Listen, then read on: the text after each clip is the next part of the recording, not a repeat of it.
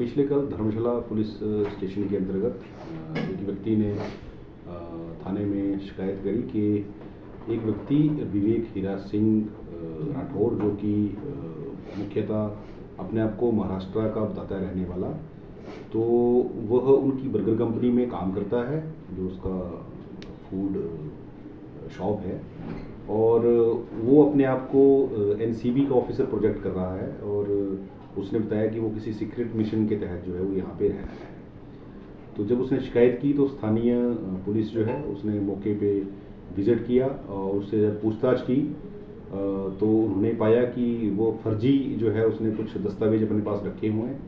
कुछ उसके पास अपना पहचान पत्र उसने बनाया हुआ है, एनसीबी के लोगो एम्बलम जो है वो लेके अपनी गाड़ी जो है उसमें भी उसने उसको इंस्टॉल किया हुआ है, और वो प्रोजेक्ट करते हुए और एक पिस्टल का कवर जो है उसने अपने पास वैसे ही रखा हुआ है। पिस्टल तो कोई नहीं मिली है, परंतु उसका कवर दिखाने के लिए जस्ट उसको भी उसने अपने पास रखा हुआ है, और वो ये प्रोजेक्ट करता है और खनियारा में जो है वो रहता था। तो वहाँ भी आसपास लोगों को उसने यही बता रखा था कि मैं ऑफिसर हूँ बहुत बड़ा और मैं किसी सीक्रेट मिशन के तहत यहाँ रह रहा हूँ। तो इसमें फर्दर पुलिस ने जो है अभियोग पंजीकृत किया है और इन्वेस्टिगेशन इसमें चली हुई है। अभी उससे पूछताछ के बाद जो भी पहलू सामने आएंगे उन पे ध्यान में रखते हुए उनमें फर्दर वैसे ही कानूनी कार्रवाई अमल में लाई जाएगी। सर, आपके पास शिकायत कब दर्ज हुई थी इस मामले बारे? ये शिकायत पिछले कल ही जो बर्गर कंपनी शॉप के ऑनर हैं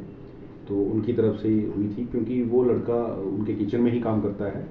और किचन में काम करने के दौरान ही उसने अपने आप को प्रोजेक्ट किया।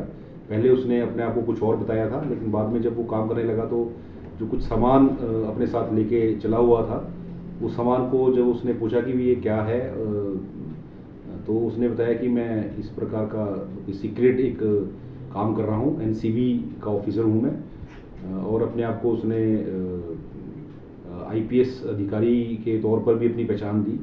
तो उसको शक हुआ कि ये शायद को अपनी पहचान छुपाकर कोई गलत कार्य को अंजाम दे रहा है,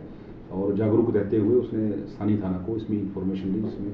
अभियोग पंजीकृत करके उसको हिरासत में लिया गया। इसके बाद क्या कुछ कार्रवाई जो अमल में लाई जाएगी उसके खिलाफ? इसमें कानूनी प्रावधानों के अंतर्गत अभी पूछताछ जारी है। हम उनके डॉक्यूमेंट वेरीफाई करेंगे, क्योंकि जो उसने अपना एड्रेस और नाम बताया है हो सकता है कि वही फर्जी हो। जब तक वो पूरी वेरिफिकेशन नहीं होती उसके बाद ही कुछ कहा जा सकता है कि इससे पहले भी कहीं इस प्रकार का कोई या किसी और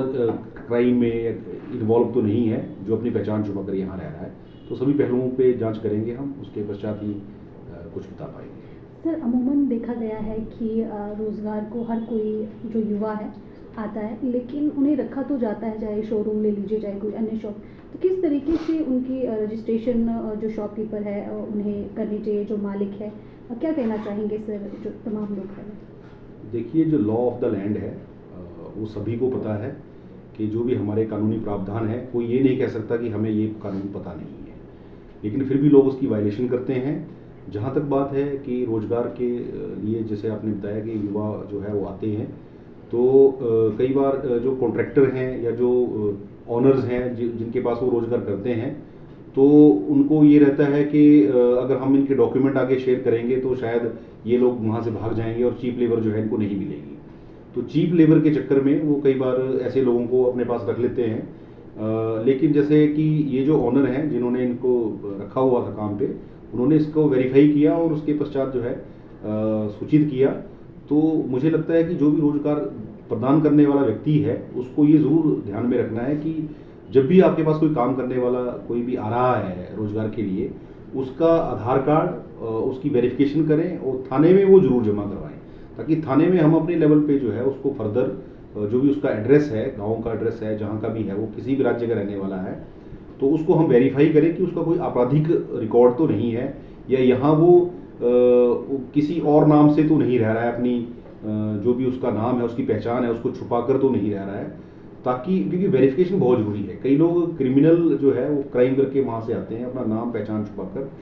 किसी बड़ी वारदात को भी अंजाम दे सकते हैं। एनडीपीएस में सम्मिलित होते हैं, नारकोटिक्स, दूसरी चीज़ों में जो है गलत गतिविधियों में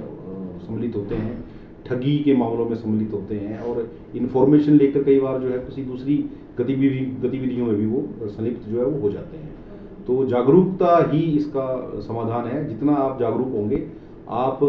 अपने आप को भी किसी क्राइम होने से बचा पाएंगे और ऑब्वियसली समाज को भी हम तभी बचा पाएंगे।